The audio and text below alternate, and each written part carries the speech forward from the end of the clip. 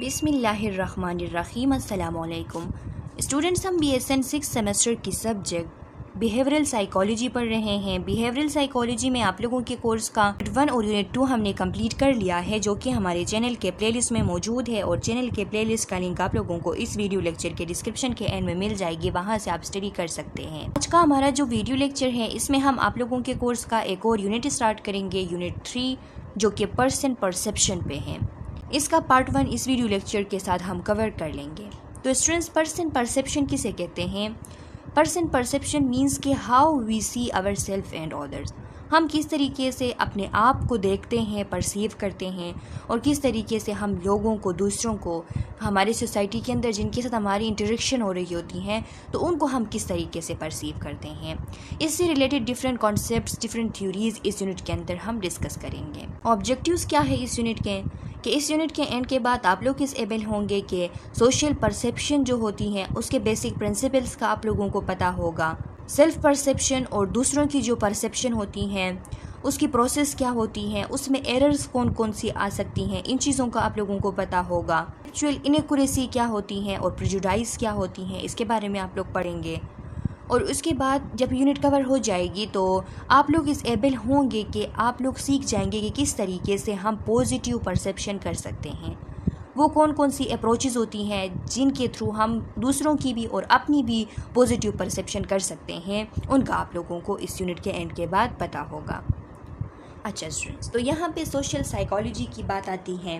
ज़ाहिरी सी बात है, क्योंकि हम सोशल परसेप्शन के बारे में पढ़ रहे हैं, तो सोशल परसेप्शन सोशल साइकोलॉजी के अंडर कैटेगरी में आती हैं। इसका कंसेप्ट यहाँ पे मौजूद है सोशल साइकोलॉजी के अंदर। तो इसीलिए आप लोगों को सोशल साइकोलॉजी का डिफिनीशन बताया हुआ है। The branch of psychology that studies how people think, feel and behave in social situation. Psychology कि वो ब्रांच है सोशल साइकोलॉजी जिसके अंदर हम ये स्टडी करते हैं कि लोग ख़ास सोशल सिचुएशंस के अंदर किस तरीके से सोचते हैं, किस तरीके से महसूस करते हैं और किस तरीके से बिहेव करते हैं। यानी लोगों की जो सोशल इंटरेक्शंस होती रहती हैं, जो सोशल सिचुएशंस उनके सामने आते हैं, तो उन सोशल सिचुएशन में उनका रवैया क्या होता है, बिहेवियर क्या होता है, उनकी क्या सोच होती हैं, उनकी क्या फीलिंग्स होती हैं, इन सब के बारे में स्टडी करने को सोशल साइकोलॉजी कहा जाता है। 2 basic areas of social psychology are. Social psychology के 2 बेसिक एरियाज़ होते हैं, social cognition and social influence. तो ये आप लोगों ने याद रखनी है, MCQs में आप लोगों से पूछी जा सकती हैं कि 2 basic areas of social psychology, तो इनका आप लोगों को पता हो। अब सोशल कॉग्निशन क्या होती हैं? तो सोशल कॉग्निशन के बारे में फ़र्स्ट टाइम एक साइकोलॉजिस्ट थे 1960s में, अल्बर्ट बेंडोरा उनका नाम था। उन्होंने एक फेमस एक्सपेरिमेंट की थी जो कि बोबो डोल एक्सपेरिमेंट के नाम से मशहूर थी। तो ये बेसिकली एक डॉल पे एक्सपेरिमेंट की थी। उन्होंने एक बच्चे के सामने एक डॉल के साथ वॉयलेंट बिहेवियर शो किया था, तो वो बच्चा जो है वो भी सीख गया था। बाद में वो बच्चा क्या करने लगा कि उसी डॉल के साथ वही वॉयलेंट बिहेवियर वो बच्चा भी शो करने लगा। तो उस टाइम ये जो सोशल कॉग्निशन है इसके बारे में बताया गया, इसको डिस्कवर किया गया, इससे रिलेटेड बातें की गई कि ये एक ऐसी प्रोसेस होती है कि जिसमें लोग क्या करते हैं, लोग अपने सोशल जो उनकी सिचुएशन होती हैं, तो उन सोशल सिचुएशन के कॉन्टेक्स्ट में लोग चीज़ों को अपने जहन में प्रोसेस करते हैं, उनको रिमेंबर करते हैं, और फिर जब टाइम आता है तो उनको यूज़ करते हैं। तो इन्होंने देखा कि ये जो बोबो डॉल के साथ वॉयलेंट बिहेवियर इन्होंने बच्चे के सामने शो किया था, वो बच्चा भी बाद में यही कर रहा था। तो इसका मतलब ये है कि उसकी सोशल कॉग्निशन हो चुकी थी। वो बच्चा, उसने ये चीज़ जो है, इन्फॉर्मेशन जो है, उसको परसीव किया था, फिर उसको प्रोसेस किया था। प्रोसेस करने के बाद उसने वो चीज़ रिमेंबर की थी। रिमेंबर करने के बाद जब बोबो डॉल को उसके सामने रखा जाता था तो वो भी यही बिहेवियर जो है वो शो करने लगा था। तो इसे सोशल कॉग्निशन कहा जाता है। देखिए, लिखा है, is the study of mental processes people use to make sense out of their social environment. लोग अपने सोशल एनवायरनमेंट से जो सेंस लेते हैं, जिन मेंटल प्रोसेसेस के थ्रू अपने सोशल एनवायरनमेंट से लोग कुछ सीखते हैं, कुछ मानी जो है, कुछ मीनिंग, कुछ सेंस जो है वो जहन में अपने ले लेते हैं, तो वो जो मेंटल प्रोसेसेस की स्टडी होती है वो सोशल कॉग्निशन कहलाती है। सोशल इन्फ्लुएंस क्या है? सोशल इन्फ्लुएंस वो प्रोसेस है कि जिसके थ्रू लोग जो है अपने ओपिनियंस जो है उनमें वो अपने ओपिनियंस में वो एडाप्टेशन करते हैं, अपने जो बिलीव्स हैं उनको वो रिवाइज़ करते हैं और अपने बिहेवियर्स को चेंज करने की कोशिश करते हैं। कब ये काम करते हैं? जब उनकी सोशल इंटरेक्शन हो जाती है दूसरे लोगों के साथ। यानी फॉर एग्ज़ाम्पल एक इंसान जो है अपने बचपन से एक बिहेवियर जो है वो करता जाता था, लेकिन एक टाइम उसकी ऐसी सोशल इंटरेक्शन हुई कि उस सोशल इंटरेक्शन के बाद उसने अपने ये ओपिनियंस, अपने ये जो उसके बिलीव्स थे उनको रिवाइज़ किया, और रिवाइज़ करने के बाद अपना बिहेवियर जो है वो चेंज किया उस सोशल इंटरेक्शन की वजह से। तो ये होती है सोशल इन्फ्लुएंस कि आपकी सोसाइटी का, आपके सोशल इंटरेक्शंस का आपके ऊपर इन्फ्लुएंस होता है। इतना इन्फ्लुएंस होता है कि आपके बहुत सारे बिहेवियर्स उनकी वजह से चेंज हो जाते हैं। देखिए लिखा है, social influence is the study of the effect of situational factors and other people on an individual behavior। के social influence वो स्टडी है कि जिसमें हम देखते हैं कि situations का, social situations से related factors का और लोगों के आपस में जो social interaction होती हैं उनका इंडिविजुअल्स बिहेवियर्स पे क्या इन्फ्लुएंस होता है। तो यही मैंने आप लोगों को बताया कि सोशल इन्फ्लुएंस एक ऐसी प्रोसेस है कि जिसके थ्रू एक सोशल इंटरेक्शन की वजह से लोग अपने ओपिनियन, अपने बिलीव, अपने बिहेवियर जो है वो चेंज करते हैं, अपने बिलीव को रिवाइज करके अपने बिहेवियर जो है वो चेंज करते हैं। तो ये सोशल इन्फ्लुएंस कहलाती हैं। अच्छा स्टूडेंट्स, परसेप्शन क्या होती है? तो लिखा है, ए वे ऑफ रिगार्डिंग, अंडरस्टैंडिंग और इंटरप्रिटिंग समथिंग, ए मेंटल इम्प्रेशन।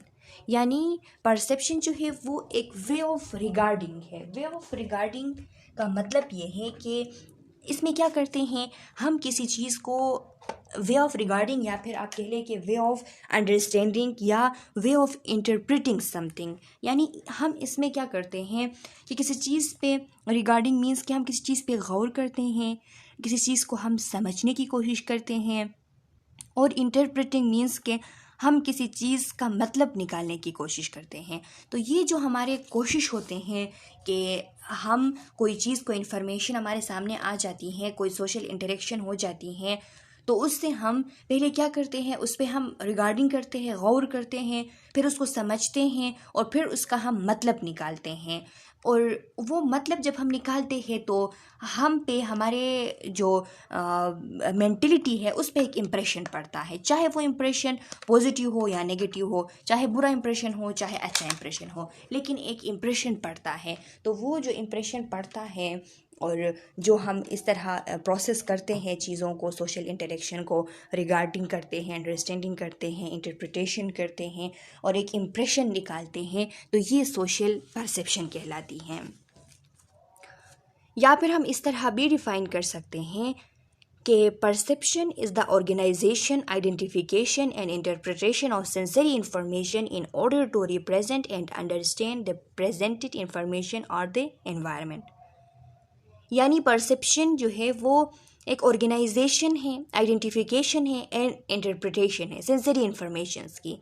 हमें जो भी सेंसरी इंफॉर्मेशंस मिलती हैं उनको हम तरतीब देते हैं, उनको हम आइडेंटिफाई करते हैं, उनसे हम मतलब निकालते हैं, तो ये हमारी परसेप्शन होती है। और ये हम क्यों करते हैं? In order to represent and understand the presented information. हम ये चाहते हैं कि जो इंफॉर्मेशन हमारे सामने प्रेजेंट है, प्रेजेंटेड किया गया है, उसको हम समझें, या फिर हम उस इन्वायरमेंट को समझना चाहते हैं, जो इन्वायरमेंट, जो सिचुएशन हमारे सामने है उस सिचुएशन को हम समझना चाहते हैं, या जो इन्फॉर्मेशन हमारे सामने है उस इन्फॉर्मेशन को हम सही तरीके से समझना चाहते हैं, और उसको समझने के लिए हम उस सेंसरी इन्फॉर्मेशन को ऑर्गेनाइज करके, आइडेंटिफाई करके उससे मतलब निकालते हैं, तो ये परसेप्शन कहलाती हैं। इम्पोर्टेंस ऑफ परसेप्शन, इसकी क्या अहमियत है, परसेप्शन क्यों इम्पोर्टेंट है? तो लिखा है, perception is subjective, active and creative process through which we assign meaning to sensory information to understand ourselves and others. Perception subjective होती हैं।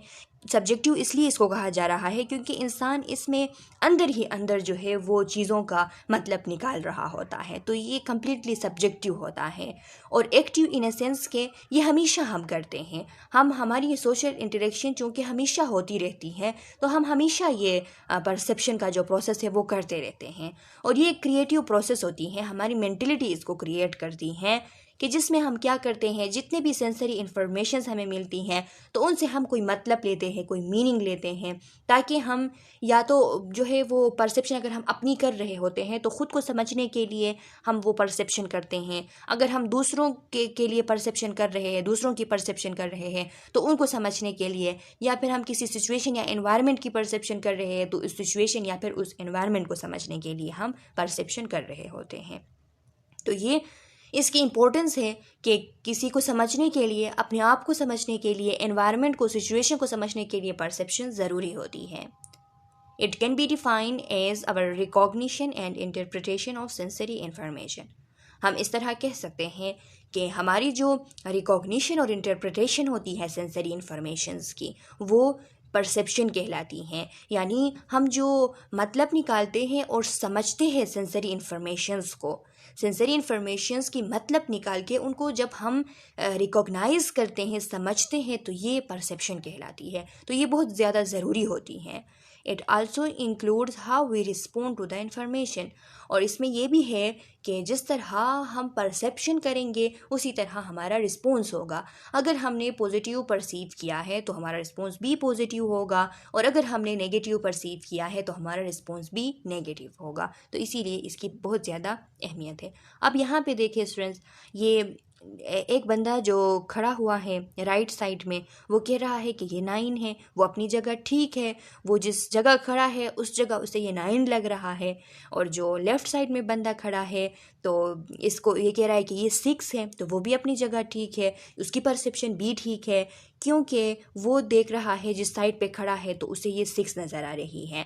तो इसीलिए कहने का मकसद ये है, इस पिक्चर को यहाँ पे देने का मकसद ये है कि लोगों में वेरिएशंस होते हैं, डिफरेंसेस होते हैं परसेप्शन में। लोगों की परसेप्शन एक जैसी नहीं होती, डिफरेंट लोगों की डिफरेंट परसेप्शंस होते हैं। यहाँ पे देख ले स्टूडेंट्स, ये एक इंक ब्लॉट है। इंक ब्लॉट मीन्स कि कोई जो है स्याही इस तरह यहाँ पे स्प्रेड हुई है। तो अब इसको देख लें, आप में से बहुत सारे स्टूडेंट्स को ये एक बटरफ्लाई लग रही होगी, या बहुत सारे स्टूडेंट्स को ये चमगादड़ लग रही होगी। जो चमगादड़ होती हैं ये उसके स्ट्रक्चर जैसा बना हुआ है, लेकिन असल में ये एक स्याही जो है वो बस फैली हुई है, स्याही स्प्रेड हुई है। तो इसमें परसेप्शंस को देख लें कि कुछ लोगों को बटरफ्लाई नज़र आ रही हैं और कुछ लोग ये समझ रहे हैं कि ये स्याही जो है वो फैली हुई है, और कुछ लोग इसको चमगादड़ समझ रहे हैं। तो ये डिफरेंसेस को बयान करने के लिए ये पिक्चर जो है यहाँ पे दी गई है। Stages of perception. अब स्टेजेस देख ले स्टूडेंट्स, परसेप्शन के 3 स्टेजेस हैं: सिलेक्शन, ऑर्गेनाइजेशन और इंटरप्रिटेशन। सबसे पहले तो ये है कि हम जब सोशल इंटरेक्शन हमारी हो रही होती है तो उस दौरान हमारे सामने बहुत सारे स्टिमुलस होते हैं, बहुत सारे स्टिमुलाई होते हैं। तो उन स्टिमुलाई में से हमारा ध्यान जिस स्टिमुलाई पे जाता है वो हमारी सिलेक्शन होती हैं। उसको हम सेलेक्ट करते हैं सबसे पहले। उसको सेलेक्ट करने के बाद उससे रिलेटेड चीज़ों को हम ऑर्गेनाइज़ करते हैं, उसको समझने की कोशिश करते हैं अपने एबिलिटीज़ के थ्रू। उसमें हम अपनी इनेट एबिलिटीज़ जो हमारे साथ बचपन में बाय बर्थ जो है हमें मिली है, वो एबिलिटीज़ भी हम यूज़ करते हैं। जो हमने ज़िंदगी में सीखे हैं, जो हमारी लर्नड एबिलिटीज़ है, वो भी हम यूज़ करते हैं। और इस तरह हम उस जो सिलेक्टेड स्टिमुलाई से रिलेटेड इन्फॉर्मेशंस हैं उनको हम ऑर्गेनाइज़ करते हैं, और ऑर्गेनाइज़ करने के बाद फिर हम लास्ट स्टेप इसका इंटरप्रिटेशन है, उससे हम फिर मतलब निकालते हैं, उसकी मीनिंग हम समझ जाते हैं। देखिए लिखा है first one, selection. The world around us is filled with infinite stimuli that we might attend to, but our brain do not have the resources to pay attention to everything. यानी ये जो हमारी इर्द गिर्द की दुनिया होती है तो इसमें बहुत सारे इसमें स्टिमुलाई होते हैं, बहुत सारे स्टिमुलाई होते हैं, लेकिन हमारे ब्रेन में ये एबिलिटी नहीं होती कि हर एक स्टिमुलाई जो है उसको वो, इतने रिसोर्सेज ही हमारे ब्रेन के पास नहीं होते कि हर एक स्टिमुलाई को वो अटेंड करे। जैसे आप लोग अपने यूनिवर्सिटीज़ जा रहे होते हैं तो सुबह आप निकलते हैं तो आप लोग बीआरटी स्टेशन तक फॉर एग्ज़ाम्पल पहुंच जाते हैं, तो वहाँ पे ही उस बीआरटी स्टेशन के अंदर आपको लिफ्ट भी नज़र आ रही होती है, लोग चलते हुए नज़र आ रहे होते हैं, सिक्योरिटी गार्ड खड़ा हुआ नज़र आ रहा होता है, बस आ रही आपको आ रही होती है। आपको अभी इस जहन में ये सोच भी होता है कि यूनिवर्सिटी पहुँचना है, क्लासेस टाइम है, तो इतनी सारी स्टिमुलाई जो है वो आपके सामने होती हैं।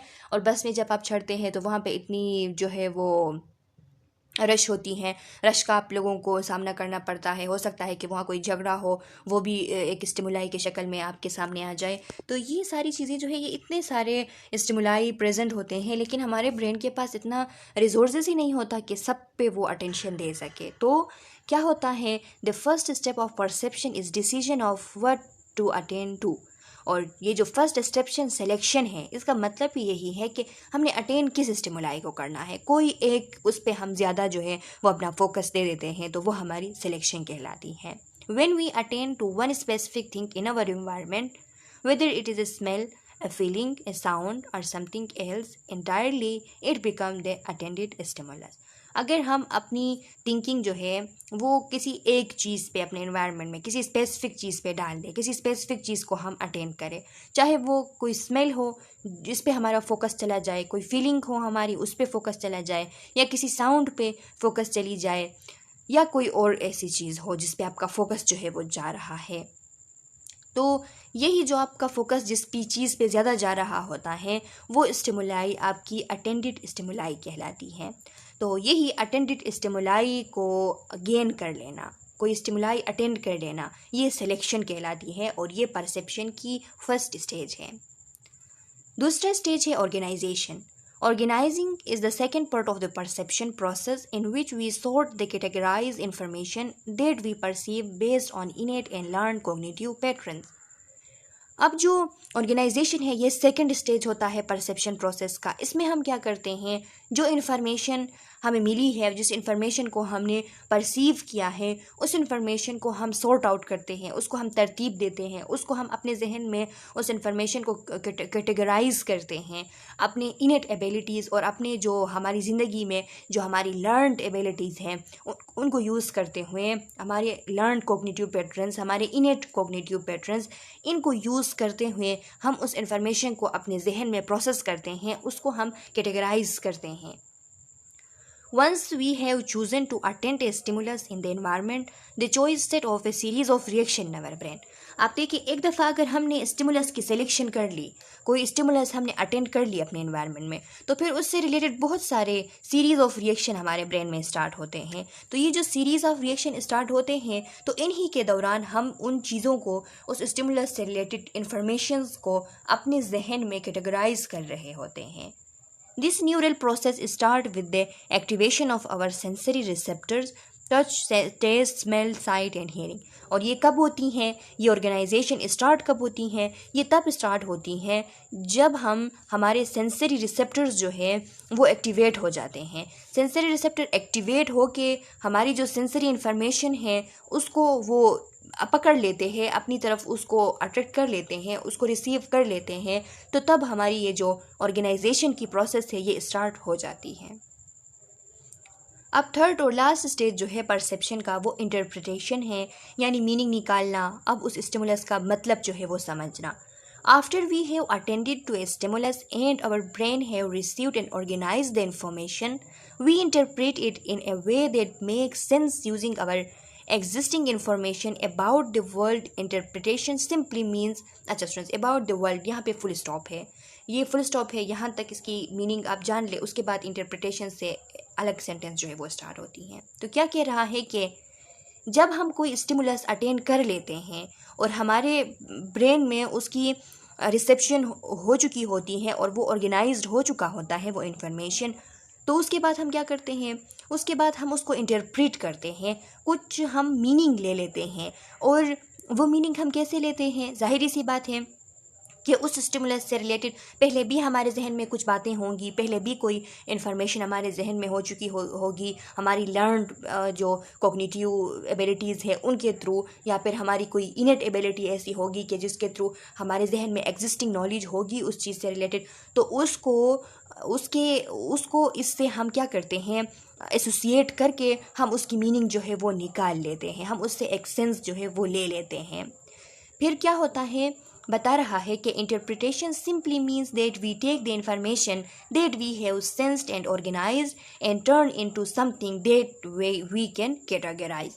यानी इसका मतलब ये है कि इंटरप्रिटेशन का मतलब ये होता है कि इंटरप्रिटेशन में हमें उसकी फुल सेंस जो है वो मिल जाती है। यानी जो इन्फॉर्मेशन हमने रिसीव किया है, जो हमने सेंस्ड किया हुआ है, जो हमने ऑर्गेनाइज किया हुआ है, तो वो कुछ ऐसी चीज़ बन जाती है जो कि बिल्कुल कैटेगराइज्ड होती हैं, बिल्कुल कैटेगरीज में होती हैं। हमें अब उसके साथ कोई छेड़छाड़ नहीं करनी होती, हमें उसके मतलब की समझ आ रही होती है। तो ये सिंपली इंटरप्रिटेशन कहलाती है। Interpretation and categorisation are generally the most subjective areas of perception. ये जो इंटरप्रिटेशन और कैटेगराइजेशन है, ये मोस्ट सब्जेक्टिव एरियाज़ होती हैं हमारे परसेप्शन की, जो इंसान के बिल्कुल सब्जेक्टिव एरियाज़ है, जो वो खुद से अपने ही अंदर अपने ही जहन में वो कर रहा होता है। As they involve decisions about whether listener like what they hear and want to keep listening.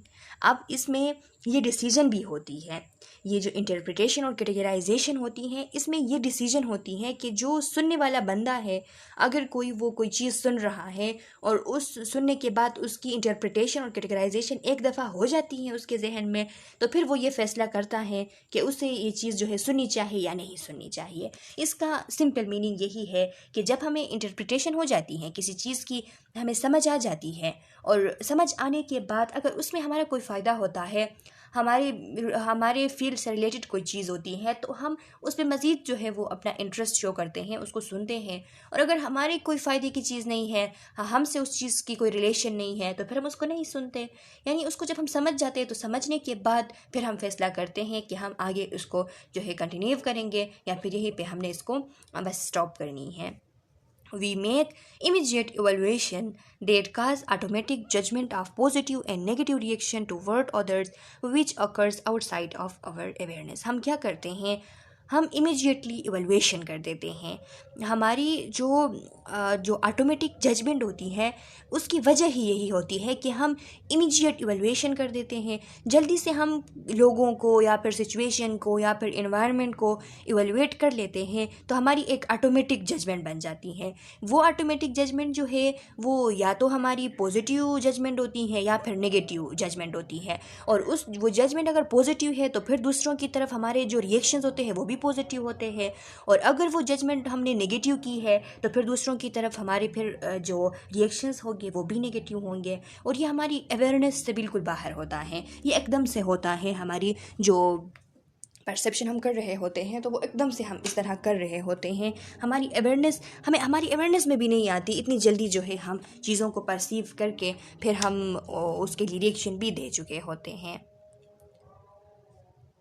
Person perception के बारे में दोबारा यहाँ पे आप लोगों को बताया गया है कि in social psychology the term person perception refers to the different mental processes that we use to form impressions of other people। यानी सोशल साइकोलॉजी के अंदर जो टर्म पर्सन परसेप्शन है, तो ये हम उन मेंटल प्रोसेसेस को कहते हैं, डिफरेंट मेंटल प्रोसेसेस को, जिनको यूज़ करके हम दूसरे लोगों को के लिए अपने जहन में इम्प्रेशंस पैदा करते हैं, दूसरे लोगों से रिलेटेड हम इम्प्रेशंस जो है वो पैदा कर लेते हैं। तो वही डिफरेंट मेंटल प्रोसेसेस जो है वो हमारे पर्सन परसेप्शंस कहलाते हैं। This allow us to make snap judgement and decision. इसकी वजह से हम क्या करते हैं, एकदम से स्नैप जजमेंट हम करते हैं। स्नैप जजमेंट मीन्स कि अचानक हम जो है तेज़ी से इमीडिएटली जजमेंट करते हैं और डिसीजन लेते हैं। But it can also lead to based or stereotype perception of other people. लेकिन इसकी वजह से ये भी हो सकती हैं कि हम इस तरह अगर स्नैप जजमेंट करते हैं, स्नैप डिसीजंस लेते हैं जल्दी से, तो फिर इसकी वजह से हम बेस्ड डिसीजन भी ले सकते हैं, बेस्ड जजमेंट भी कर सकते हैं।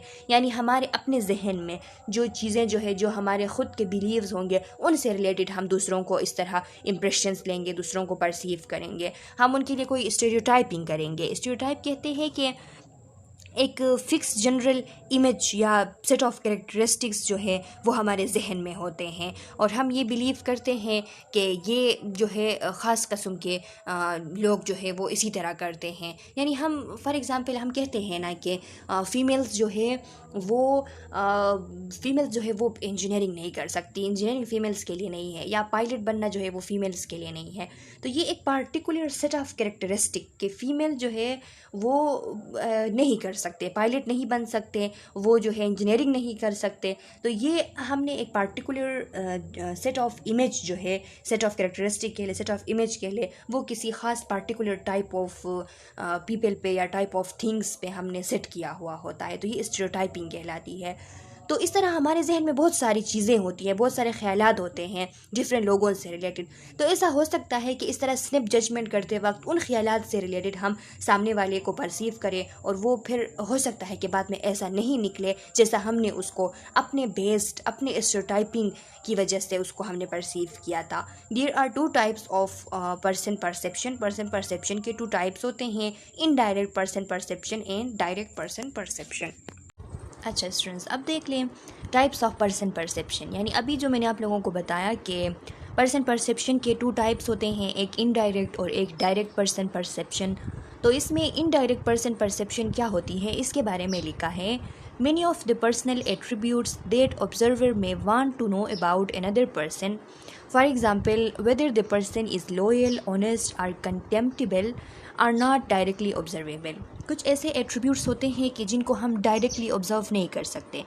जिस बंदे को हम ऑब्ज़र्व कर रहे होते हैं तो उसके बारे में कुछ ऐसी चीज़ें जैसे कि वो बंदा जो है वो लॉयल है या नहीं, वो ऑनेस्ट है या नहीं, वो कंटेम्प्टेबल कहते हैं कि वर्थलेसनेस को, यानी कोई इंसान जो है उसकी वर्थ कितनी है, वो वर्थलेसनेस उनकी कितनी है, वो वर्थलेस है या नहीं है। तो ये चीज़ जो है लॉयलिटी या फिर ऑनेस्टी या फिर कंटेम्प्टिबिलिटी, तो ये सारी चीज़ें हम डायरेक्टली ऑब्ज़र्व नहीं कर सकते किसी भी इंसान में। जब हम किसी से मिलते हैं तो हमें कैसे पता चलेगा कि ये इंसान ऑनेस्ट है या नहीं। तो इसीलिए ये जो जितनी सारी चीज़ें होती हैं जो हम डायरेक्टली ऑब्ज़र्व नहीं कर सकते किसी इंसान में, तो ये इनडायरेक्ट पर्सन परसेप्शन कहलाती हैं। अब देखिए ये जो डायरेक्ट पर्सन परसेप्शन है इसको समझे, जब इसको समझ जाएंगे तो फिर आप लोग इनडायरेक्ट पर्सन परसेप्शन को खुद ही आप लोगों को ये समझ आ जाएगी।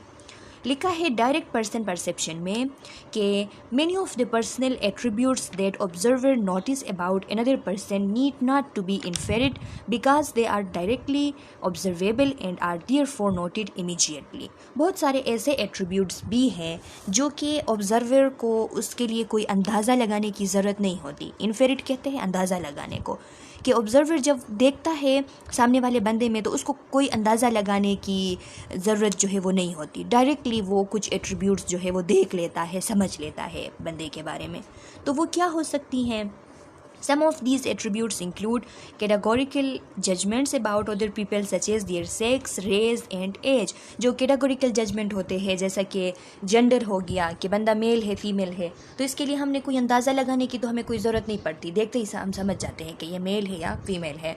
रेस का पता होता है हमारे सराउंडिंग में लोगों का, हमें एज का पता होता है। तो ये चीज़ें जो होती हैं ये डायरेक्टली हम परसीव कर सकते हैं, और कुछ चीज़ें जैसे लॉयल्टी हो गया, ऑनेस्टी हो गया, कंटेम्प्टेबिलिटी हो गया, तो ये सारी चीज़ें हम डायरेक्टली परसीव नहीं कर सकते। तो यही फ़र्क है इन दोनों में। अब देखिए यहाँ पे एक सिचुएशन दी गई है कि अगर आप कोई जो है कार ले रहे हैं और आप उसके ओनर से पूछें, गाड़ी के जो गाड़ी वाला होता है, जो ओनर होता है, जो उस कार को बेच रहा है, उससे अगर आप पूछें कि ये गाड़ी जो है इसमें कोई ख़राबी तो नहीं है, और वो बिल्कुल जो है आपसे आँखों से आँखें मिला के कहे कि नहीं इसमें कोई भी ख़राबी नहीं है, ये बिल्कुल परफेक्ट है, तो क्या आप मानेंगे? आप इसकी बात पे बिलीव करेंगे? कभी नहीं बिलीव करेंगे। इसमें जो आपकी परसेप्शन होती है उसके लिए आप जो है उसकी बात पे नहीं कभी बिलीव कर सकते। आप ख़ुद उसमें क्या करेंगे कि जब वो गाड़ी आप इस्तेमाल करेंगे, उसको देखेंगे, आपका एक्सपीरियंस उस पर होगा, तभी आपको पता चलेगा कि वो गाड़ी जो है परफेक्ट है या नहीं। इसके अलावा यहाँ पे एक और सिचुएशन दी गई है कि इमेजिन करें कि आप एक प्रोफेसर हैं और आपने मिड टर्म एग्ज़ाम लिया। मिड टर्म एग्ज़ाम लेने के बाद कुछ दिन बाद एक स्टूडेंट आता है आपसे मिलने और कहता है बिल्कुल वो मासूमाना अंदाज में कि मैं जो है मैंने मिड टर्म एग्ज़ाम जो है वो मिस कर लिया है, मैं नहीं आया था उस दिन क्योंकि मेरे अंकल की डेथ हो चुकी थी और अब मुझे मेकअप एग्ज़ाम जो है वो दे दिया जाए ताकि मैं उसमें पार्टिसिपेट कर सकूं। तो क्या आप एक्सेप्ट करेंगे इस स्टोरी को? एज ए स्टूडेंट अभी आप लोगों को लग भी रहा होगा कि हाँ एक्सेप्ट करनी चाहिए, लेकिन जब आप टीचर बन जाते हो, प्रोफेसर बन जाते हो, तब as a professor, as a teacher आपकी माइंड, आपकी मेंटेलिटी जो है इस किस्म की स्टोरी को नहीं मानती। फिर इस पे आप वेलिडेशन करते हो इसको। अगर आपको एविडेंस मिल जाती है इस बात की कि सच में इसका वाक़या इस तरह हुआ था, तब आप मान लेते हो, लेकिन इससे पहले आप इस तरह की बातों पे भरोसा नहीं करते। तो ये जनरल परसेप्शन के बारे में बताया गया है। सोशल परसेप्शन क्या होती है? Social perception is an active process or set of processes through which we seek to know and understand other. यानी सोशल परसेप्शन एक एक्टिव प्रोसेस है क्योंकि हमारे जो डेली लाइफ होती है तो उसमें ये होती रहती हैं। हमारी जब भी सोशल इंटरेक्शन होती है तो उस टाइम हम सोशल परसेप्शन करते हैं। हम सोशल परसेप्शन को प्रोसेस या सेट ऑफ प्रोसेसेस दोनों कह सकते हैं कि जिसके थ्रू हम क्या करते हैं, हम दूसरों को जानने की, उनको समझने की कोशिश करते हैं। तो हमारे माइंड में होने वाले वो प्रोसेसेस जिनके थ्रू हम दूसरों को जानते हैं, समझते हैं, वो सोशल परसेप्शन कहलाते हैं। It is one of the most basic and important aspect of social life. हमारी जो सोशल लाइफ होती हैं, हमारी जो सोशल इंटरेक्शंस होते हैं, तो उनका एक बेसिक और इम्पॉर्टेंट आस्पेक्ट है। वो इसलिए क्योंकि अगर सोशल परसेप्शन ना हो तो हमारी जो सोशल इंटरेक्शन है वो फिर इफ़ेक्टिव नहीं बनेगी। अगर हम लोगों को सही तरीके से परसीव ना कर सके, फॉर एग्ज़ाम्पल हम लोगों को हमारी नेगेटिव परसेप्शन बहुत तेज़ है, हम लोगों को नेगेटिवली परसीव करते हैं हमेशा, तो फिर हमारे मुआशरे में हमारी जो है वो फ्रेंड्स ज़्यादा नहीं होंगे, बल्कि हमारे दुश्मन जो है वो ज़्यादा होंगे। हम ऐसे बिहेव करेंगे नेगेटिव परसेप्शन करते करते कि फिर हमारे कोई दोस्त फिर नहीं बनेंगे, हमारी जो है वो नॉर्मल इफ़ेक्टिव सोशल लाइफ नहीं होगी। We try to understand other person's current feeling, moods and emotions, how they are feeling right now, often provided by non-verbal cues involving facial expression, eye contact, body posture and movement. यानी हम हमेशा ये कोशिश करते हैं कि लोगों के जो करंट फीलिंग होते हैं कि इस वक्त वो क्या महसूस कर रहे हैं, उनका मूड कैसा है, उनके इमोशंस जो है वो कैसे हैं, इन चीज़ों को हम जानने की कोशिश करते हैं।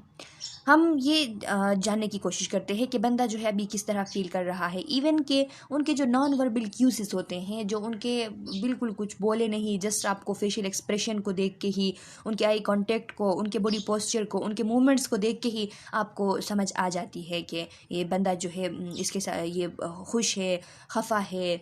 इस तरह आप उसके इमोशंस को जान लेते हो। जिस तरह अभी आप ख़ुद सोचें कि जब आप यूनिवर्सिटी जाते हो, कॉलेजेस जाते हो अपने, तो वहाँ पे कभी कभार आपसे आपके फ्रेंड जो है वो आके पूछते हैं क्या हुआ आज, तो बड़े जो है आपकी तबीयत ठीक नहीं लग रही, कोई मसला हुआ है। और सच में उस दिन आपके साथ कोई मसला हुआ होता है जिसकी वजह से आपके फेशियल एक्सप्रेशन में वो शो हो रही होती है कि आप खफा हो। तो इस तरह जो नॉन वर्बल क्यूज़ होते हैं उनके थ्रू भी हम जो सोशल परसेप्शन है वो कर रहे होते हैं। We attempt to understand the more lasting causes behind others' behavior, the reason why they have acted in certain way, motives, intentions and traits. हमारी कोशिश ये होती है कि हम लास्टिंग काजेज़ जो है किसी के बिहेवियर के पीछे उसको मालूम करें। यानी हम कोशिश करते हैं कि जो मेन रीज़न होती हैं, लास्टिंग काजेज़ मीन्स के जो मेन रीज़न्स होते हैं, लोग जिस तरह बिहेव करते हैं, जिस तरह लोग जो है वो एक्ट करते हैं, एक्शंस करते हैं, तो उनके पीछे उसका मेन उसका जो काज है वो क्या है, उनके मोटिव्स क्या है, उनके इंटेंशंस क्या है, उनके ट्रेड्स क्या है। मोटिव्स किसे कहते हैं? यानी रीज़न फॉर डूइंग समथिंग। का आपको कोई भी किसी वजह से कोई काम करते हो तो वो जो वजह होती है वो आपका मोटिव कहलाता है। तो इस तरह हम लोगों के मोटिव्स, उनके इंटेंशंस, उनके ट्रेड्स को समझने की कोशिश करते हैं सोशल परसेप्शन के थ्रू। अच्छा स्टूडेंट्स, एट्रीब्यूशन क्या है? एट्रीब्यूशन को समझना आप लोगों के लिए बहुत ही ज़रूरी है इस यूनिट को समझने के लिए, क्योंकि एट्रीब्यूशन ही मेन टॉपिक है इस यूनिट का। आगे एक थ्योरी आएगी, केलीज़ कोवेरिएशन थ्योरी, तो उसको समझने के लिए एट्रीब्यूशन को समझना बहुत ज़्यादा ज़रूरी है। इसीलिए अभी इस स्लाइड पे आप सही तरीके से फोकस करें। एट्रीब्यूशन क्या होती हैं? Attribution is being able to successfully identify a person's behaviour based on the current context of the situation. यानी एट्रीब्यूशन क्या है? Attribution is being able to successfully identify a person behaviour based on the current context of the situation. अभी जो हालात हो रही होती हैं, अभी जो करंट सिचुएशन है, तो उस सिचुएशन के बेस पे जब हम सक्सेसफुली आइडेंटिफाई कर लेते हैं उस पर्सन के बिहेवियर को, के यानी एक पर्सन ने अगर करंटली एक बिहेवियर शो किया तो उसके पीछे वजह क्या थी, उसके पीछे सिचुएशन की जो है वो कोई सिचुएशन से रिलेटेड उसकी वजह है कि सिचुएशन ऐसी थी कि जिस सिचुएशन की वजह से उस बंदे ने ऐसा बिहेव किया, या फिर उस बंदे की कोई अपनी जो है पर्सनल कैरेक्टरिस्टिक थी जिसकी वजह से उस बंदे ने इस तरह बिहेव किया। तो ये जो हम जानने की कोशिश कर रहे होते हैं, हम जान लेते हैं सक्सेसफुली, तो ये एट्रीब्यूशन कहलाती हैं। Attribution is the process through which we link behaviour to its causes. यानी एट्रीब्यूशन जो है वो एक ऐसी प्रोसेस है कि जिसके थ्रू हम बिहेवियर को उसके काजेस के साथ लिंक करते हैं to the intentions, dispositions and events that explain why the people act the way they do. हम ये जानने की कोशिश करते हैं कि आया कि एक बंदे ने एक बिहेवियर शो किया तो उसके पीछे उसके इंटेंशंस क्या थे, उसके डिस्पोजिशंस क्या थे। डिस्पोजिशन मींस कि उसकी मिजाज, उसके कैरेक्टरिस्टिक्स जो है वो क्या थे, उन कैरेक्टरिस्टिक्स की वजह से, पर्सनल ट्रेट्स की वजह से उस बंदे ने ये बिहेव शो किया। क्या अपने किसी इंटेंशन की वजह से किया या फिर इवेंट की वजह से, सिचुएशन ऐसी थी कि उस सिचुएशन की वजह से उस बंदे ने ये बिहेव किया। तो ये जो हम लिंकिंग कर रहे होते हैं बंदे के पर्सनल ट्रेट से उसके बिहेवियर को या फिर सिचुएशन से उसके बिहेवियर को, तो ये एट्रीब्यूशन कहलाती हैं। For example, if you are at a wedding, you attribute everyone's happiness because getting married is the cause of celebrate. अब अगर आप एक शादी की जगह पे हो तो आप क्या करते हैं, वहाँ पे जितने भी लोग हैं तो उन लोगों की जो खुशी होती है, सब खुश होते हैं, और उन लोगों की जो खुशी होती है उसको आप एट्रीब्यूट करते हो उस वेडिंग के साथ, क्योंकि मैरिज जो है वो है ही एक सेलिब्रेट करने की चीज़, खुशी की चीज़। तो इसीलिए जब वहाँ पे सब खुश है तो इसी वजह से है कि किसी की शादी हो रही है और उसकी शादी पे वो बाकी के लोग जो है वो खुश है। आप इसको उनकी खुशी को लिंक कर देते हो वेडिंग से, यानी उस सिचुएशन से, वेडिंग की जो वहाँ पे सिचुएशन है उस सिचुएशन से। तो ये एट्रीब्यूशन कहलाती हैं।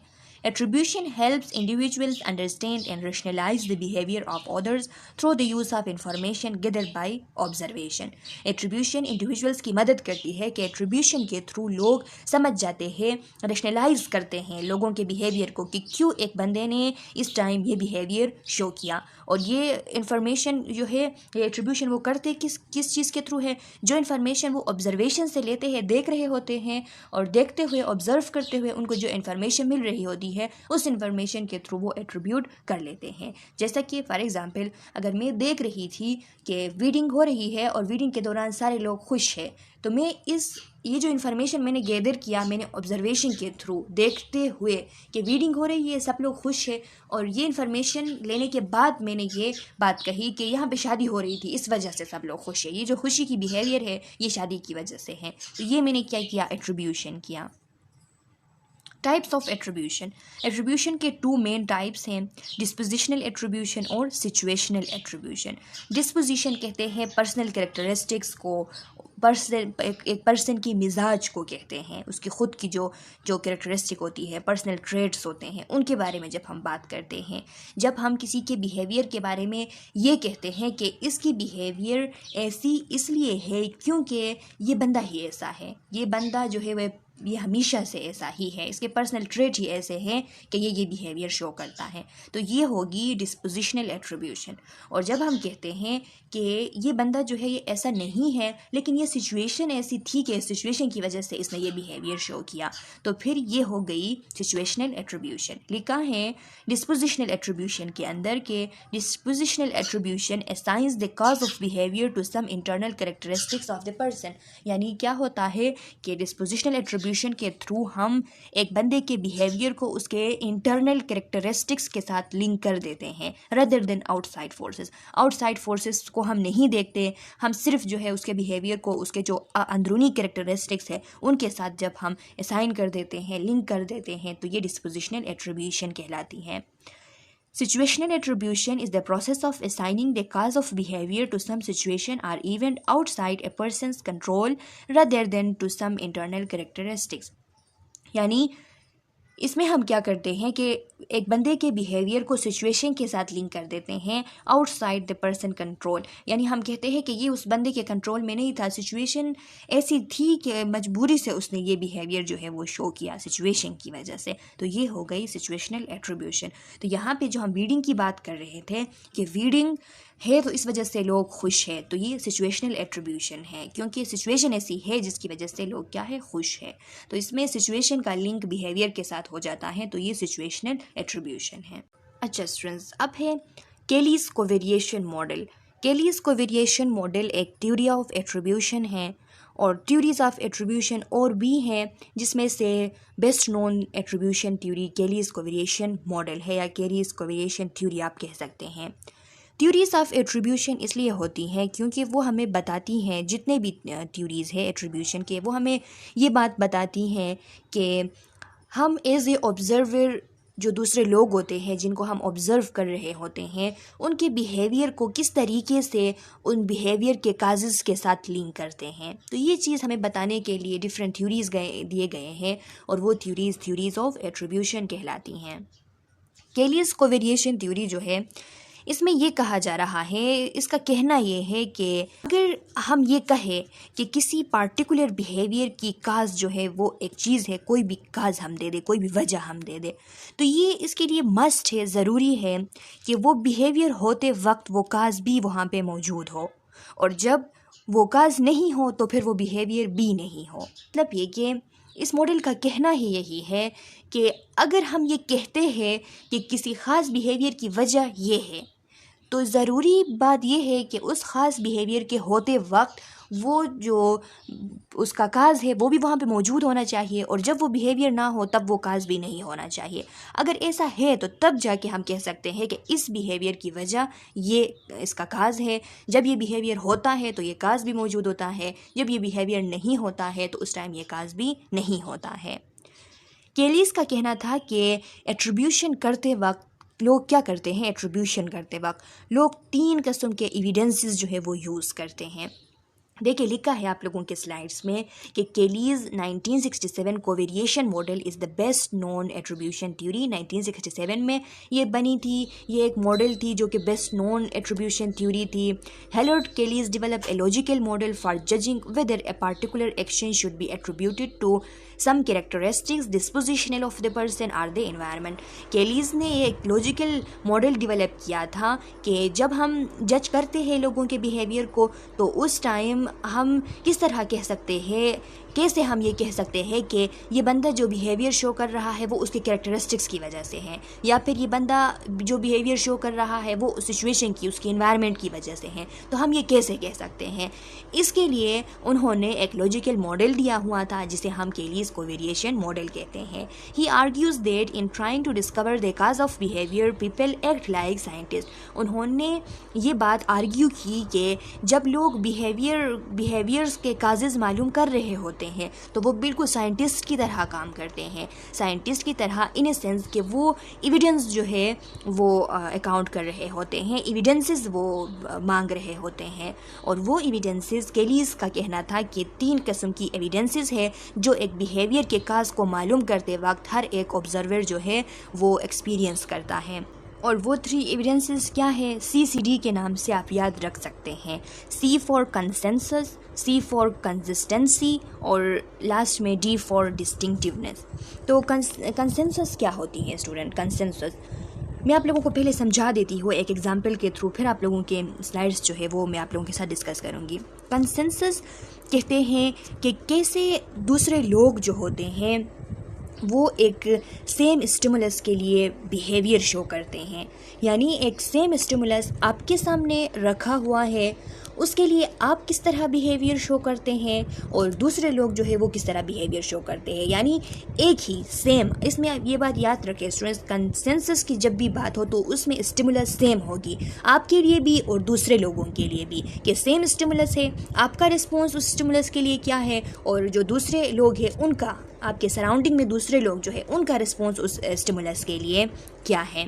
फॉर एग्ज़ाम्पल यहाँ पे मैं आप लोगों को एक एग्ज़ाम्पल देती चलूँ आमना की। आमना जो है वो एक कॉमेडियन शो में गई आमना जब कॉमेडियन शो में गई तो कॉमेडियन की बातें सुन के आमना जो है वो हंस रही है। अब आमना कॉमेडियन की बातें सुन के, उसके जोक सुन के हंस रही हैं और उसके इर्द गिर्द जो लोग हैं वो अब हंस रहे हैं या नहीं, हमने ये देखना है।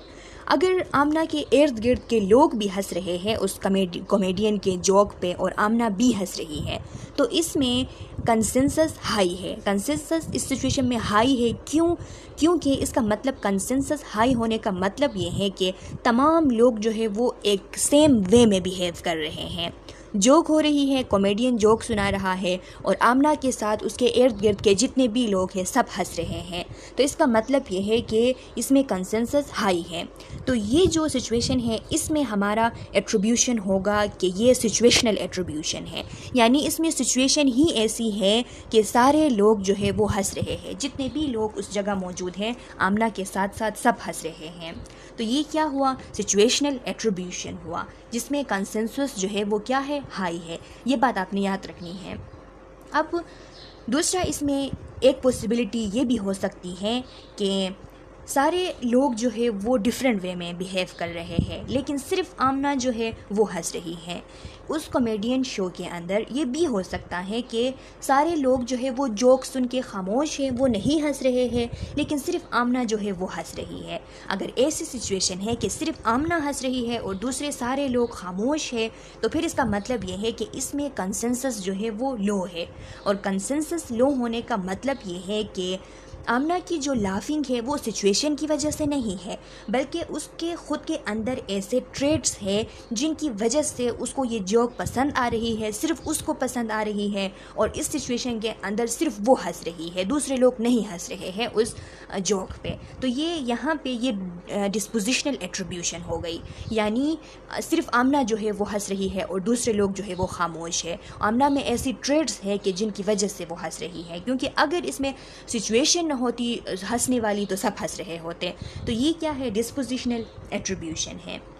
अब दूसरी बात डिस्टिंक्टिवनेस की आ जाती है। तो डिस्टिंक्टिवनेस को अगर हम देखें तो डिस्टिंक्टिवनेस और कंसेंसस जो है उसमें ये फ़र्क है कि डिस्टिंक्टिवनेस के अंदर स्टिमुलाई जो है वो हम डिफरेंट लेते हैं, डिफरेंट स्टिमुलाई पे हम देखते हैं कि लोगों का रिएक्शन, लोगों का रिस्पॉन्स कैसे होता है। और कंसेंसस में हम क्या करते हैं, सेम स्टिमुलाई के ऊपर देखते हैं कि लोगों की बिहेवियर जो है वो कैसी हैं।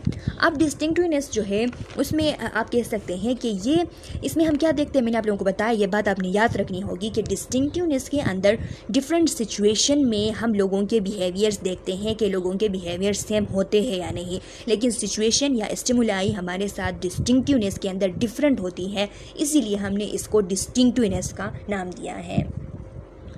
अब देखिए वही एग्जाम्पल ले लें कि आमना जो है, क्या आमना सिर्फ एक ही कॉमेडियन के जोक्स पे हंसती हैं या फिर वो सारे कॉमेडियन के जोक पे हंसती हैं? जितने भी कॉमेडियन उसको मिलते हैं, जोक सुनाते हैं, तो क्या वो सब पे हंसती हैं या फिर क्या वो सिर्फ एक ही कॉमेडियन के जोक पे हंसती हैं? अगर ऐसा होता है कि आमना की रिएक्शन ऐसी आती है कि वो दूसरे जो स्टिमुलस उसको दिए जाए, यानी अगर देखा जाए कि आमना जो है वो हर एक कॉमेडियन पे हंसती है, जो भी उसको कॉमेडियन मिलते हैं, जोक सुनाते हैं, तो वो सब पे हंसती हैं, तो इसका मतलब ये है कि इसमें डिस्टिंक्टिवनेस लो है, यानी आमना जो है वो डिफरेंट सिचुएशन में सेम बिहेवियर शो करती है। तो जहाँ पे डिफरेंट सिचुएशन में सेम बिहेवियर शो की जाएगी तो वो कहलाएगी लो डिस्टिंक्टिवनेस, के इसमें डिस्टिंक्टिवनेस जो है वो लो है।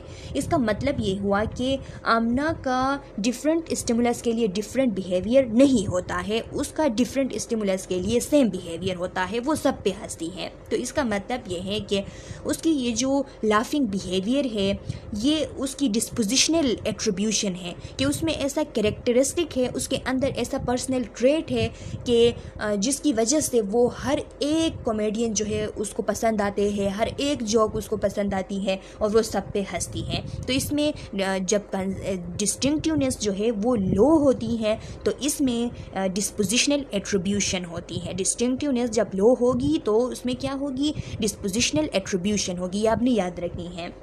अब इसमें एक ऐसा भी हो सकता था, रिस्पॉन्स इस तरह भी आ सकता था कि हमने देखा कि हमने आमना को डिफरेंट स्टिमुलस दिए, हमने आमना को डिफरेंट कॉमेडियन के पास हम आमना को ले गए और आमना जो है उसने ऐसा किया कि जो फर्स्ट वन जो कॉमेडियन था उस पर वो हंसी उस पर उसने लाफिंग की, लेकिन जो दूसरे और तीसरे और चौथे कॉमेडियन के पास हम उसको ले गए तो उस पर वो नहीं हंसी, उस पर वो बिल्कुल खामोश थी। तो इसका मतलब ये है कि आमना डिफरेंट स्टिमुलस के लिए डिफरेंट बिहेवियर शो कर रही है। तो अब जब आमना डिफरेंट स्टिमुलसेस के लिए डिफरेंट बिहेवियर शो कर रही है, एक पे हंसती है, दूसरे पे तीसरे पे नहीं हंसती है, तो इसका मतलब ये है कि यहाँ पे डिस्टिंक्टिवनेस हाई है। और जब भी डिस्टिंक्टिवनेस हाई होगी तो इसका मतलब ये है कि ये सिचुएशनल एट्रीब्यूशन है कि आमना में कोई ट्रेड नहीं है हंसने का। वो फर्स्ट वन कॉमेडियन वाला सिचुएशन ऐसा था कि उस पर आमना हंसी, सेकेंड और थर्ड और फोर्थ पे सिचुएशन ऐसे थी कि आमना नहीं हंसी। डिस्टिंक्टिवनेस हाई है मींस कि ये क्या है, ये सिचुएशनल एट्रीब्यूशन है।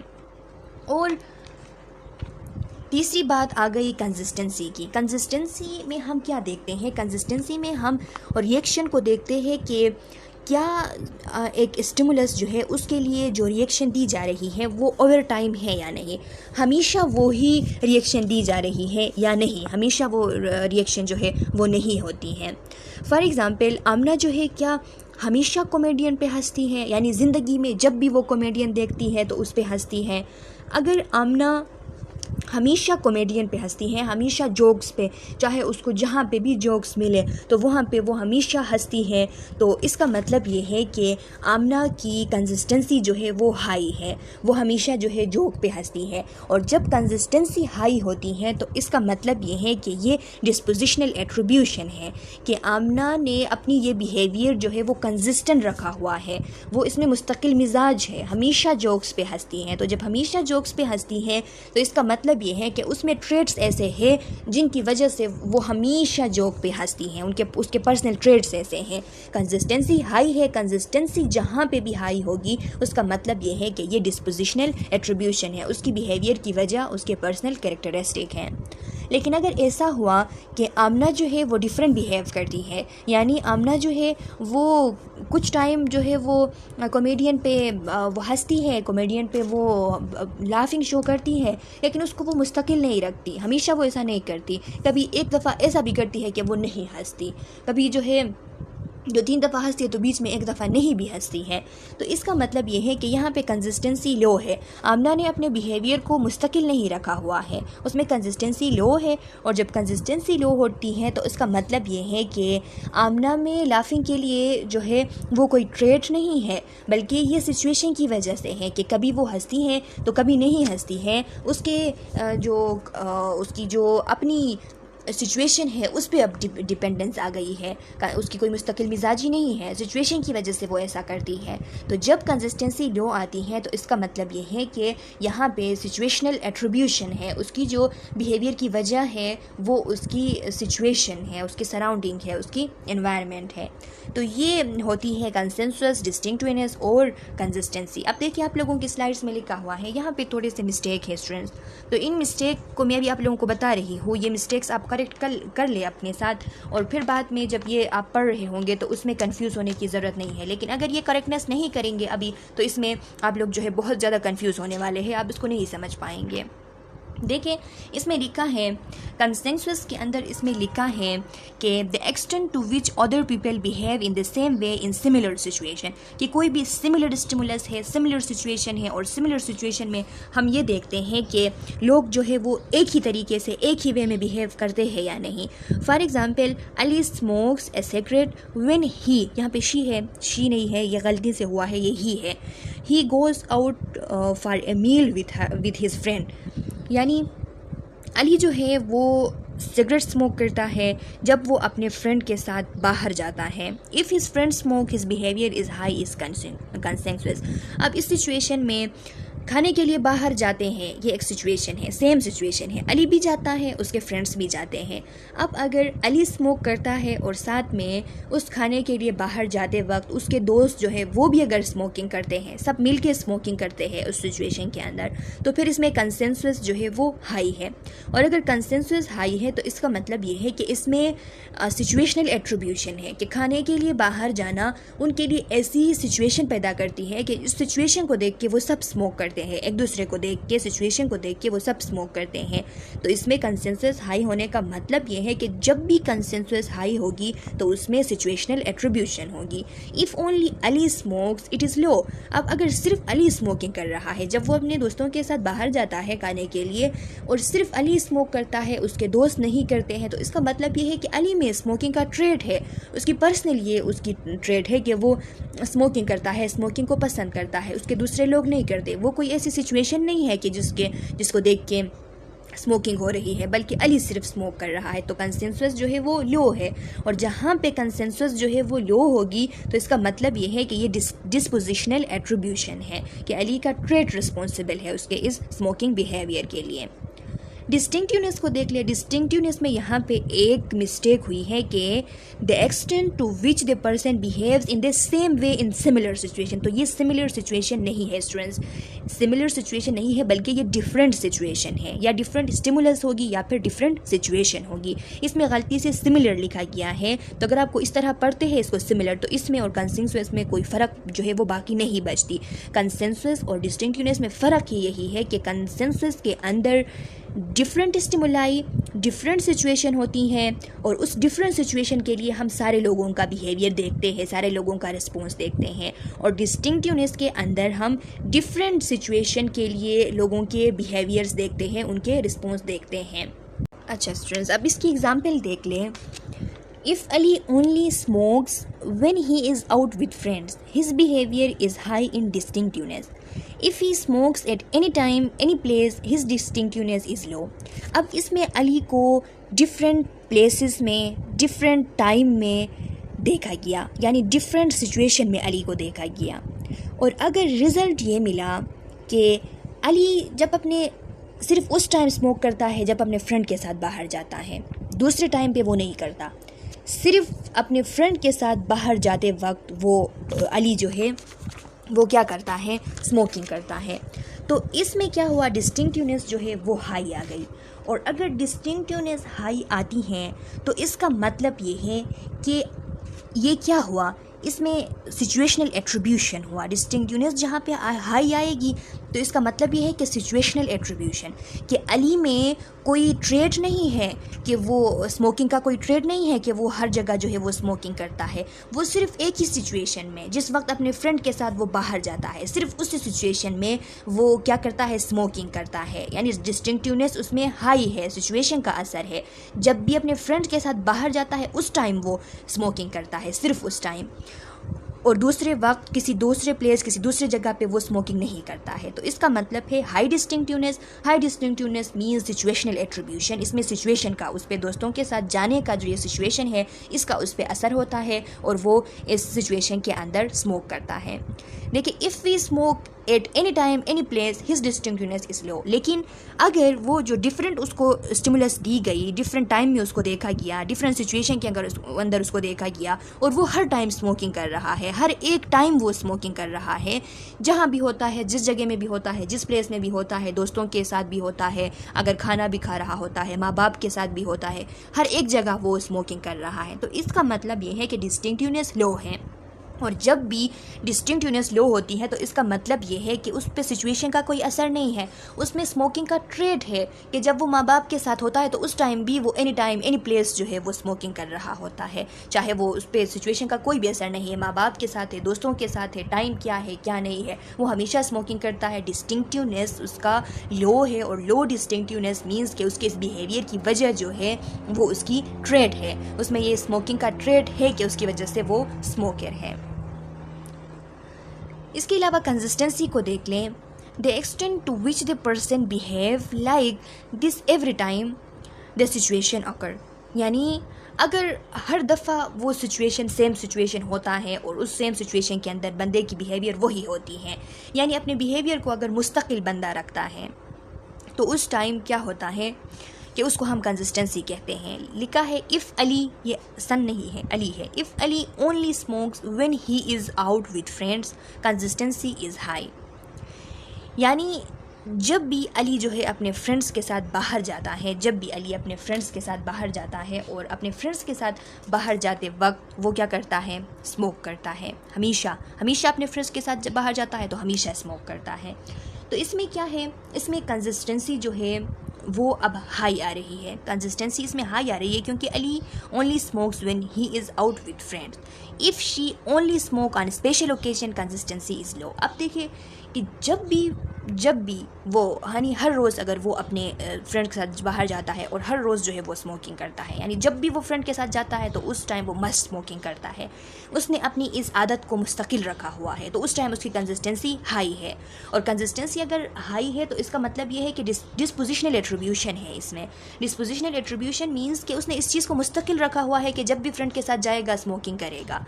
लेकिन if he only smoke on one special occasion, लेकिन सिर्फ उसने किसी एक फ्रेंड की शादी पे स्मोकिंग किया, उसके अलावा उसने स्मोकिंग नहीं किया, उसके अलावा वो जब भी फ्रेंड के साथ जाता है नहीं करता है, सिर्फ एक फ्रेंड की शादी पे किया, तो फिर इसका मतलब है कंसिस्टेंसी लो है। और जब कंसिस्टेंसी लो होती है तो इसका मतलब ये है कि ये सिचुएशनल एट्रीब्यूशन है। वो शादी की सिचुएशन ही ऐसी सिचुएशन थी कि उसमें एक दफ़ा अली ने स्मोकिंग किया, लेकिन उसके अलावा जब वो दोस्तों के साथ बाहर जाता है तब नहीं करता। तो इसमें क्या है, इसमें जब कंसिस्टेंसी हाई आती है तो मीन्स के डिस्पोजिशनल एट्रीब्यूशन है, उसने मुस्तकिल रखा हुआ है अपने मिजाज को। और जब कंसिस्टेंसी लो आती है तो इसमें सिचुएशन की बात आती है, ये सिचुएशनल एट्रीब्यूशन होती है। देखिए यहाँ पे लिखा है low consensus, low distinctiveness and high consistency lead us to come to the conclusion that behavior has dispositional attribution। देखिए consensus low है। consensus low होने का मतलब क्या है, सारे लोग जो है वो खामोश है लेकिन आमना हंस रही है। मीन्स के वो उस सिचुएशन में सारे लोग हंस रहे, आमना खामोश है, या फिर सारे लोग खामोश है सिर्फ आमना हंस रही है। तो ये आमना की ट्रेट है, उसकी पर्सनल जो है वो कैरेक्टरिस्टिक है कि वो जो है खामोश है और सारे लोग जो है हंस रहे हैं, या वो सिर्फ हंस रही है सारे लोग खामोश हैं। और लो डिस्टिंक्टिवनेस का मतलब ये है कि अगर एक बंदे को डिफरेंट सिचुएशन में देखा जाए और डिफरेंट सिचुएशन में वो सेम बिहेवियर शो करे, उसको डिफरेंट सिचुएशन दी जाए, डिफरेंट सिचुएशन में उसकी बिहेवियर डिफरेंट ना हो बल्कि सेम हो। यानी आमना क्या कर रही थी, आमना हर एक कॉमेडियन जो है वो उस पर हंस रही थी। तो जब वो हर एक कॉमेडियन पे हंसती है, डिफरेंट सिचुएशन डिफरेंट कॉमेडियंस उसको दिखाए गए, सब पे वो हंसती हैं, तो इसका मतलब है कि उसकी डिस्टिंक्टिवनेस लो है। डिस्टिंक्टिवनेस लो का मतलब कि उसमें ऐसा कैरेक्टर है हंसने का कि उसकी वजह से वो सब पे हंस रही है, सिचुएशन का उस पर कोई असर नहीं है। और कंसिस्टेंसी हाई है, उसने अपने ये बिहेवियर जो है उसको कंसिस्टेंट रखा हुआ है, हमेशा यही करती हैं, तो मीन्स कंसिस्टेंसी हाई है। तो इससे कंक्लूजन ये होता है जब भी कंसेंसस लो, डिस्टिंक्टिवनेस लो और कंसिस्टेंसी हाई होती है तो ये डिस्पोजिशनल एट्रीब्यूशन है।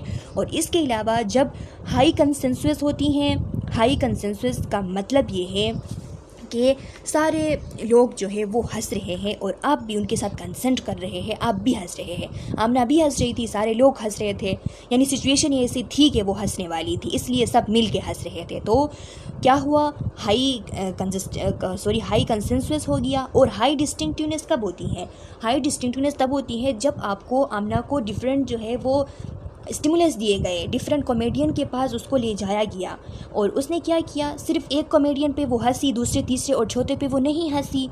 मीन्स कि सिचुएशन का उसमें असर था। पहला सिचुएशन ही ऐसा सिचुएशन था कि हंसने के काबिल था, वो हंसी, दूसरा तीसरा इस काबिल नहीं था, वो नहीं हंसी, सिचुएशन की बात आ गई। और कंसिस्टेंसी अगर लो है, वो अपने बिहेवियर को मुस्तकिल नहीं रख पा रही है, कभी करती है कभी नहीं करती है, यानी जब सिचुएशन ऐसी होती है तो वो करती है, जब नहीं होती है तो नहीं करती है, तो फिर सिचुएशन की बात आ गई। तो इसका मतलब ये है कि जब हाई कंसेंसस, हाई डिस्टिंक्टिवनेस और लो कंसिस्टेंसी होती है तो इसका मतलब ये है कि इसमें बंदे का बिहेवियर का जो रीज़न है वो सिचुएशन होता है। तो ये सिचुएशनल एट्रीब्यूशन है। अच्छा स्टूडेंट्स, अब इसमें इस टेबल में दी गई है सम कॉमन एट्रीब्यूशनल बेसिस। कुछ बेसिस भी होते हैं हमारे, हम अपने बेसिस पे अपने जो पर्सनल हमारे एजम्पशंस होते हैं उसके बेसिस पे हम एट्रीब्यूशन करते हैं। लोगों के बिहेवियर को किसी ख़ास रीज़न के साथ हम लिंक कर देते हैं अपने एजम्पशंस को मद्देनज़र रखते हुए। तो वो क्या है? फर्स्ट वन है फंडामेंटल एट्रीब्यूशन एरर। ये कुछ बुनियादी एट्रीब्यूशन एरर है कि हम करते हैं। वो क्या है? We tend to explain the behaviour of other people by attributing their behaviour to internal personal characteristics while under estimating और ignoring the effect of external और सिचुएशनल फैक्टर। तो ऐसा कभी नहीं करना चाहिए। हम क्या करते हैं अक्सर, जब हम किसी के बिहेवियर को जज कर रहे होते हैं तो उस टाइम हम उसके जो इंटरनल जो उसके एट्रीब्यूटिंग फैक्टर है उस पे हम ज़्यादा फोकस करते हैं, उसके पर्सनल कैरेक्टरिस्टिक्स पे। हम सिचुएशन को जो है वो नहीं देखते कि सिचुएशन क्या है, एक्सटर्नल फैक्टर्स क्या है, उसको हम नहीं देखते और हम कहते हैं कि ये इंसान ही जो है वो ऐसा है, ये हमेशा से ऐसा है, इसी किस्म का बिहेवियर शो करता है, उसको ऐसा नहीं करना चाहिए था। हम सिचुएशन को बिल्कुल भूल जाते हैं।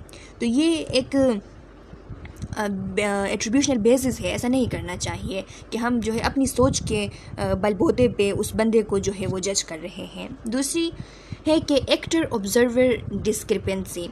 एक्टर डिस्क्रिपेंसी किसे कहते हैं? डिफरेंसेस को कहते हैं कि हम जो एक्टर होता है उसमें और ऑब्जर्वर जो है उसमें डिस्क्रिपेंसी होती है, यानी बहुत डिफरेंस होता है। देखिए लिखा है when we are actor we tend to attribute our behaviour to external causes. यानी जब हम एक्टर होते हैं तो हम अलग किस्म का जजमेंट करते हैं, जब हम ऑब्जर्वर होते हैं तो उस टाइम हम अलग किस्म का जो है वो जजमेंट करते हैं। किस तरीके से? जब हम एक्टर होते हैं, जब हमने ख़ुद कोई काम किया तो उस टाइम हम क्या करते हैं, अपने बिहेवियर को एक्सटर्नल काजेज़ के साथ हम एट्रीब्यूट करते हैं।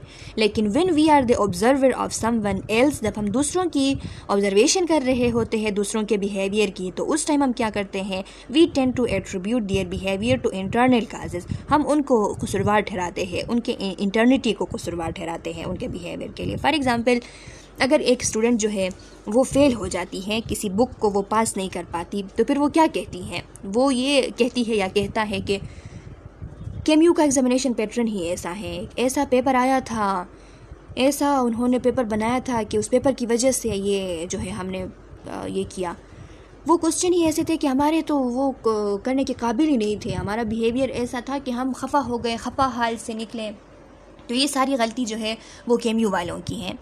और जब दूसरे लोग, अगर एक स्टूडेंट का पेपर बिल्कुल ठीक होता है और दूसरे स्टूडेंट का बुरा होता है, वो दूसरी आके एक दूसरे को बताती है कि जिसका पेपर अच्छा हुआ था उसको बताती है कि मेरा पेपर बुरा हुआ, तो ये अब बंदा जो है वो कहता है कि अपने उससे खुलम खुला तो नहीं कह सकता, लेकिन अपने दिल में कहता है कि ये मेहनत नहीं करता था ना, ये निकम्मा था, मेहनत नहीं करता था, इस वजह से इसका पेपर बुरा हुआ, और मैंने तो मेहनत की थी बड़ी, तो मेरी तो अच्छी हुई, मेरा तो अच्छा हुआ या मैंने अच्छा किया।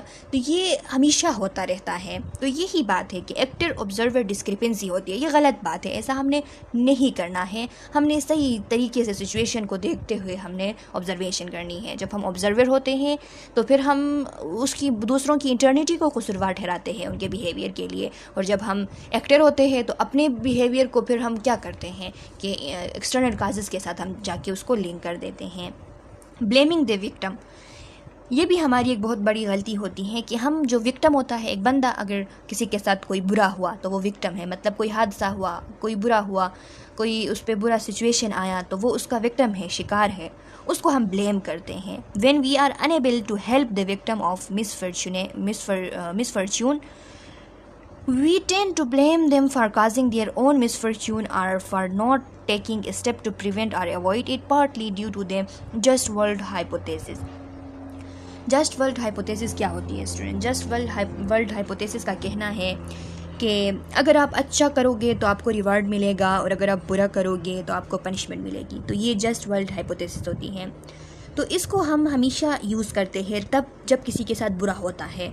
जब किसी के साथ बुरा होता है, किसी के साथ कोई मिसफॉर्चून, किसी की बदकिस्मती हो गई, किसी के साथ बुरा हो गया, डिस्ट्रेसिंग सिचुएशन आ गई किसी के ऊपर, तो हम उस टाइम उसको ब्लेम करते हैं। तो ऐसा नहीं करना चाहिए। अगर हम उसकी मदद नहीं कर सकते तो खैर है, बस उसको ब्लेम भी ना करें। तो ये भी एक गलत परसेप्शन होती है हमारी कि हम उसको ब्लेम करते हैं कि वो तो है ही निकम्मा, उस पर जो है ये होना ही था उसके साथ। तो ऐसी नहीं करनी चाहिए। हो सकता है कि उसकी कोई मजबूरी हो, उसकी कोई सिचुएशन ऐसी हो, तो इसीलिए इस किस्म की चीज़ें नहीं करनी चाहिए।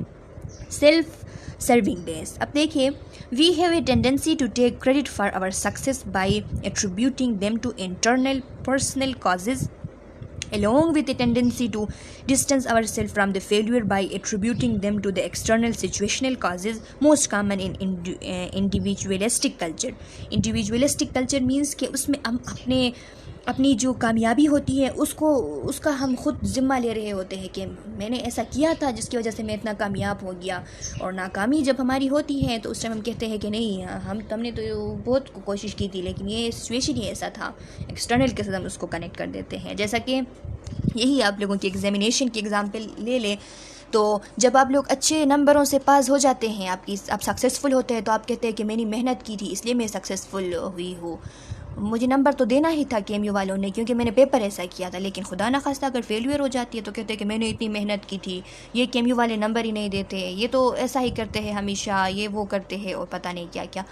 तो ये कहलाती है सेल्फ सर्विंग बेस। तो ये इंडिविजुअलिस्टिक कल्चर जो होते हैं वहाँ बहुत ज़्यादा कॉमन होती हैं। और दूसरी जो है self effacing our modesty base. We tend to blame ourselves for our failure, attributing them to internal personal causes while downplaying our success by attributing them to external situational causes, most common in collectivistic culture.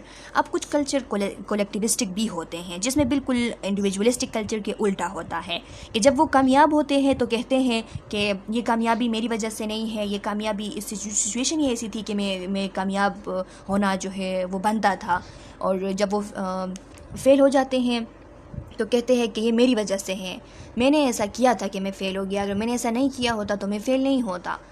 तो ऐसे भी cultures होते हैं जो कि कोलेक्टिविस्टिक cultures कहलाते हैं। लेकिन हमारे यहाँ पे हम जो बिहेवियर शो कर रहे होते हैं तो वो तो सेल्फ सर्विंग बेसिस ही है। तो हमारा इंडिविजुअलिस्टिक कल्चर है कि इसमें अपने फेलियर को दूसरों पे और अपनी जो कामयाबियाँ होती है वो ख़ुद पे हम डालते हैं। अच्छा स्टूडेंट्स, एरर इन परसेप्शन हम नेक्स्ट वीडियो लेक्चर में डिस्कस करेंगे। ये काफ़ी बड़ा हो गया है, लेंथी हो गया है। इसमें जो चीज़ें मैंने आप लोगों को समझा दी है वही आप लोग समझ जाए और सही से समझ जाए।